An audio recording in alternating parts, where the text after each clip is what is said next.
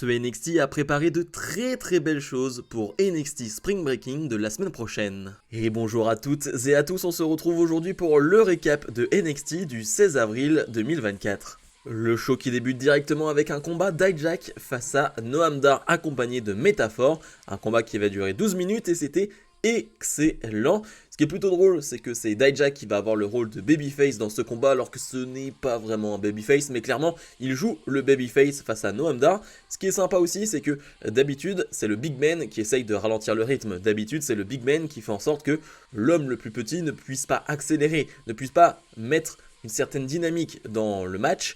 Et bah cette fois-ci c'est l'inverse, parce que Dijak aime le rythme, Dijak aime un peu voltiger, aime faire un peu tout et n'importe quoi sur un ring, alors que Noam Dar va essayer de le contrôler, va essayer de le mettre au sol, va essayer de lui porter des prises de soumission. Et j'avoue que j'aime bien cette physionomie de match et ça fonctionne vraiment bien parce qu'on a vraiment de tout, ça va frapper fort, c'est très technique, il y a un Dijak qui va voler de temps à autre et qui va montrer une fois sa puissance et ses qualités physiques. Franchement c'est un très bon match, on va avoir plusieurs interventions de métaphores pendant le combat.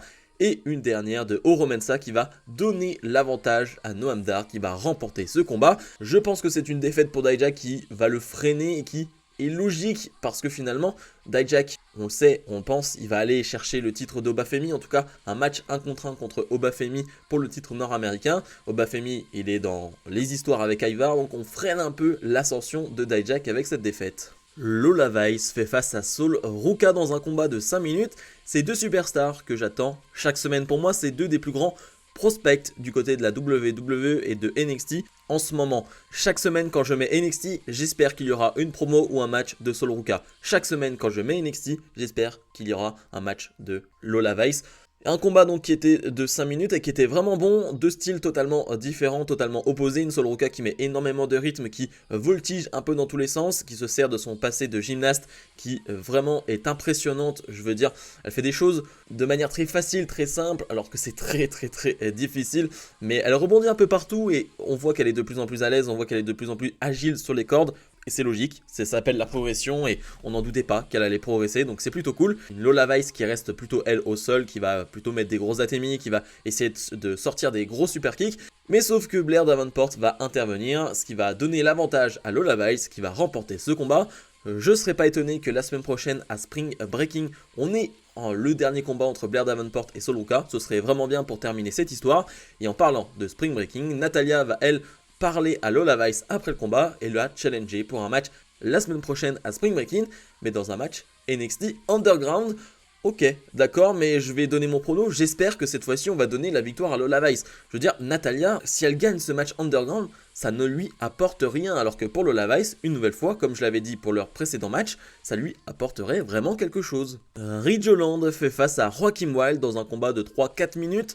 Ridge Holland qui a la retraite la plus courte de l'histoire, 3-4 semaines maximum.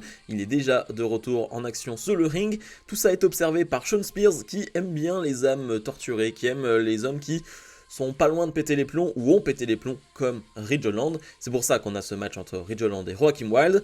Comme je l'ai dit, ces 3-4 minutes, c'est correct parce que Joaquin Wilde fait le boulot et Joaquin Wilde, il y a tous ces mêmes du côté de NXT. Lorsque la LWO est du côté de NXT, c'est la meilleure équipe du monde. Et bien Joaquin Wilde, lui, à chaque fois qu'il est du côté de NXT, c'est le meilleur catcheur du monde. Vraiment, il voltige dans tous les sens, il est impressionnant. Mais ça ne va pas suffire. Et d'ailleurs, la fin de match est vraiment très cool parce que Ridge Holland va réussir à choper en plein vol Joaquin Wilde qui faisait un suicide dive à l'extérieur du ring et va lui porter un power slam. Il va le ramener sur le ring, faire son finish, 1-2-3, victoire de Ridge Holland. Je suis pas hyper convaincu par toute l'histoire autour de Ridge Holland, encore moins par toute l'histoire autour de Shawn Spears, mais je me dis c'est pas un mauvais catcheur non plus, donc je laisse quand même sa chance. La famille D'Angelo arrive sur le ring. Tony D'Angelo dit qu'après la perte des titres par équipe, il a dit que le meilleur était à venir. Il n'a jamais dit que ce serait rapide, mais il n'est toujours pas le champion. Maintenant, il regarde Channing et Luca qui veulent gagner des titres. Aussi Adriana, qui est le futur de la division féminine, à Stand and Deliver. Il a rivalisé contre le meilleur champion, mais il n'a pas gagné. Il est suffisamment solide pour se relancer pour une autre chance. No Quarter Catch Crew arrive. Charlie Dempsey dit qu'il n'a pas apprécié leur affaire publique la semaine dernière. D'Angelo dit qu'ils sont venus voir sa famille car ils n'avaient pas les coronets de le faire. Il se demande justement quand ils vont payer. Dempsey a dit que c'était pour le bien des affaires, ils n'ont jamais parlé d'un paiement. Luke a dit que le patron a une suggestion pour cette dette, ils peuvent la rembourser, ou sinon ils vont le faire à leur façon. D'Angelo dit qu'il ne faut jamais trahir le code d'honneur, ils n'ont pas le droit de l'interrompre ici, en prime. Dempsey demande si D'Angelo veut dire autre chose. D'Angelo dit que l'Heritage Cup est bien joli. Dempsey dit que le trophée représente le catch et non des gangsters. D'Angelo dit que Dempsey n'avait aucun problème avec ça en faisant son offre avec eux. Alors, est-ce qu'il va payer ou non? Dempsey dit qu'il ne va jamais laisser un idiot comme D'Angelo manquer de respect à la coupe. La bagarre éclate entre les deux clans sur le ring. Bah, c'était pas terrible cette promo, pour être honnête. Ça faisait très longtemps que je n'avais pas vu une promo du côté de NXT qui m'avait un peu mis mal à l'aise. Elle m'a un peu mise mal à l'aise parce que j'ai l'impression que les deux n'avaient pas grand chose à se dire, ou alors que les deux avaient un peu perdu leur texte. C'était pas très bien fait, pas très bien amené. Je trouve que la promo est un peu longue par rapport à ce qu'il y a à raconter. Il y a des temps morts dans la promo. Je ne sais pas si c'est Charlie Dempsey qui oublie ses mots. Lorsqu'il dit à Tony D'Angelo, est-ce que tu as quelque chose d'autre à me dire? Ça ne fait pas sens, ça fonctionne pas. Tu ne peux pas dire cette phrase à la télévision, c'est très bizarre. Donc je ne sais pas si c'est voulu ou non, mais très bizarre. J'ai vraiment pas aimé cette promo. Tony D qui va clairement challenger l'un des membres de l'autre clan pour l'Heritage Cup. Et la D'Angelo Family qui pourrait se retrouver dans la draft, c'est la rumeur, qui pourrait aller du côté de Raw et de SmackDown. Donc affaire à suivre. Le champion NXT Ilya Dragunov nous fait un Open Challenge et tout le monde va se précipiter sur le ring pour venir affronter Dragunov. Mais il y a un homme qui va sortir du lot et qui va réussir à se mettre face à Dragunov et le match va commencer. C'est Jevon Evans, qui est une petite sensation du côté de NXT, on en a déjà parlé la semaine dernière, 19 ans, il a été signé il y a quelques mois et il est assez exceptionnel parce qu'à son âge, faire ce qu'il fait, ce n'est pas normal.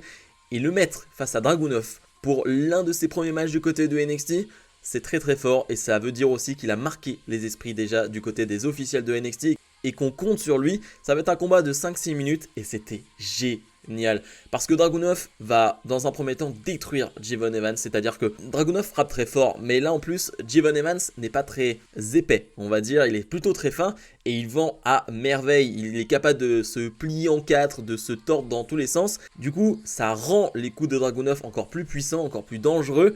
Et d'un côté, Jevon Evans va lui se réveiller, va porter ses prises phares, va voltiger, va essayer de mettre du rythme à ce combat, va essayer de répondre à Dragunov. Et d'ailleurs, il le répond aussi de manière un peu violente. Il va essayer lui aussi de porter des chops, lui aussi de porter des gros coups de la corde à linge. C'est un combat très intense et le public est à fond derrière Jevon Evans. Et en même temps, il y a de quoi, 19 ans, le gars qui te fait ce genre de performance-là. Ouais, ça laisse présager un fort avenir pour Jevon Evans. Dragunov va finalement remporter ce combat, il va serrer la main de Jevon Evans après le combat. Mais ouais, je crois que c'est Vic Joseph, le commentateur, qui le dit. C'est une performance de superstar en devenir et je suis d'accord avec ça. Tia Hale fait face à Tatum Paxley, un match de 3 minutes. Pas grand chose à dire sur le combat en soi parce qu'on va avoir assez rapidement une intervention de Jasmine Nix et de Jessie Jane qui va donner la victoire à Tatum Paxley. Dans un second temps, Tia Hale veut se jeter sur Jessie Jane, la sécurité va intervenir, c'est un gros bordel. Et ensuite, on a Lyra Valkyria qui va se jeter sur Tatum Paxley, là aussi les officiels interviennent. Bref, c'est un bordel à l'extérieur du ring, c'est un bordel à l'intérieur du ring. Ensuite, on va en backstage où Roxanne Perez se dit qu'elle est tranquille pour Spring Breaking. Et non, parce que Ava, la general manager, va lui dire qu'à Spring Breaking, elle défendra son titre de championne NXT face à Lyra Valkyria et Tatum Paxley, donc un match à 3, ok, ça change un peu la physionomie du combat, c'est plus du tout la même chose, on sait que Tatum Paxley et Lyra Valkyria se détestent, je pense que leur haine entre les deux va leur coûter clairement le match. Author of Pain font face à Edris Enofé et Malik Blade dans un combat de 3 minutes. Et bah c'était bon, c'est certes très court, mais j'ai beaucoup aimé la performance de AOP, bien aimé leur performance en tant qu'équipe. Je pense forcément à ce move de fin où Malik Blade va se projeter à l'extérieur du ring dans un premier temps, mais AOP vont l'attraper. Bon, Edris Enofé se dit ok, c'est à mon tour de me lancer, je vais me projeter. Il se commence à se projeter, mais alors ils vont balancer Malik Blade sur lui. Ouais, c'est d'une violence, mais j'aime ça. J'aime vraiment ça. AOP vont enchaîner avec leur powerbomb et remporter ce combat. Si AOP fait ce type de performance, et si on retrouve le AOP qu'on a aimé à l'époque du côté de NXT, moi je dis oui. Maintenant, c'était il y a déjà quelques années, donc il faudra voir. Le segment va ensuite se terminer avec les champions par équipe, Axiom et Nathan Fraser, qui vont venir les confronter.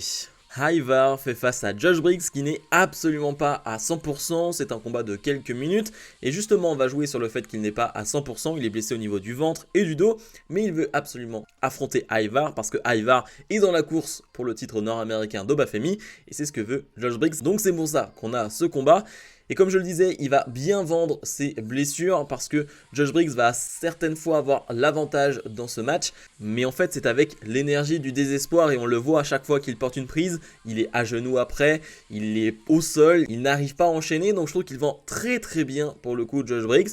Mais Ivar va faire la différence avec un magnifique moonsault. 1-2-3, victoire de Ivar. Le match entre Ivar et Obafemi pour le titre nord-américain n'a pas été annoncé pour la semaine prochaine, donc il va falloir encore attendre. Et le main event, on retrouve Carmelo Hayes face à Trick Williams, mais cette fois-ci dans un match en cage d'une quinzaine de minutes. Vous savez à quel point je n'aime pas les matchs en cage, et oui, même les plus grands matchs en cage de l'histoire, j'ai toujours un problème avec cette stipulation-là. C'est une stipulation qui m'ennuie globalement. Je ne peux pas dire que le match m'ennuie parce qu'il est bon, techniquement je le trouve bon.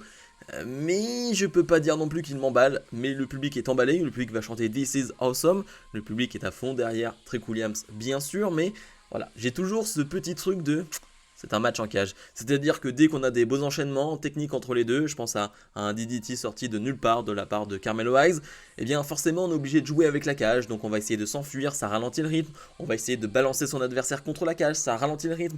Voilà, je m'ennuie pas mal avec ce type de stipulation là, ce n'est que mon avis bien sûr, mais voilà, c'est pas ma stipulation préférée. Ce qui est sûr, c'est que Trick Williams, à la fin du combat, se retrouve avec tous les agents de sécurité de Carmelo Hayes, va réussir à s'en occuper, il y en a même un qui rentre sur le ring avec une chaise, il s'en occupe. Carmelo Hayes va récupérer cette chaise, va vouloir porter un coup de chaise à Trick Williams, mais Williams arrive à le contrer, gros coup de genou sur cette chaise qui va percuter en même temps Carmelo Hayes. 1-2-3, victoire de Trick Williams qui affrontera le champion NXT Ilya Dragunov la semaine prochaine à Spring Breaking. D'ailleurs, petit face-à-face entre les deux. Est-ce que ce serait pas le moment de donner le titre de champion NXT à Trick Williams? Est-ce qu'ils vont le faire avec la draft qui arrive dans quelques semaines? C'est la question qu'on peut se poser. Honnêtement, je me poserais pas réellement la question s'il n'y avait pas la draft. Mais là, avec la draft, avec les rumeurs d'un Dragunov qui pourrait arriver du côté de Raw de SmackDown, je me dis, est-ce qu'ils vont pas vraiment tourner la page et donner cette victoire et donner le titre à Trick Williams pour marquer une nouvelle ère du côté de NXT? C'est une bonne question. Bilan de ce NXT, je me suis régalé, on est sur un bon 8,5 de mon côté. On a eu des matchs courts mais très très bons. Moi c'est ce type de match que j'aime du côté de NXT, des matchs de 4-5 minutes mais qui sont bons. Et là on en a eu plein, le Lola Vice Sol Ruka, Jivon Evans face à Dragunov c'était vraiment excellent, Dijak face à Noam Dar c'était vraiment bien.